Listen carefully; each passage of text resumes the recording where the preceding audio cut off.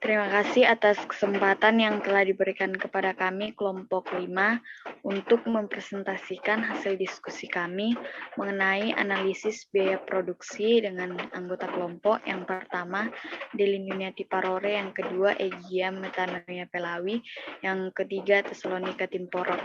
Next. Analisis biaya produksi.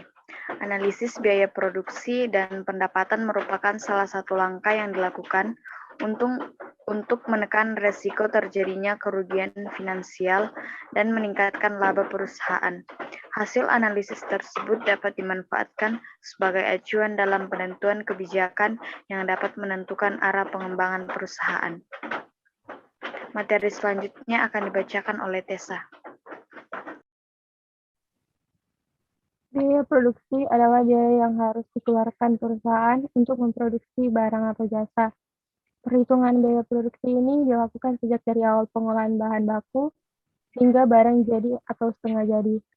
Biaya produksi dibagi menjadi 3 komponen, yaitu biaya bahan baku atau direct material, biaya tenaga kerja langsung atau direct labor, dan biaya overhead atau factory overhead. Biaya produksi harus dianalisis untuk memaksimalkan laba perusahaan, yaitu menghasilkan pendapatan dan membandingkan dengan biaya yang dikeluarkan. Selanjutnya dibacakan oleh Egia. Unsur biaya produksi. 1. Biaya bahan baku. Unsur pertama yang harus masuk dalam production cost adalah biaya bahan baku. 2. Biaya tenaga kerja. Tenaga kerja langsung. Biaya tenaga kerja langsung merupakan anggaran yang diperlukan oleh perusahaan untuk membayar gaji karyawan bagi produksi. Biaya overhead pabrik. Pada dasarnya, biaya produksi merupakan biaya-biaya yang dilakukan pada proses produksi perusahaan. Biaya tersebut meliputi bahan baku, overhead pabrik, dan biaya tenaga kerja langsung. Ketiga unsur biaya tersebut sangat berpengaruh pada kegiatan produksi yang dilakukan oleh perusahaan.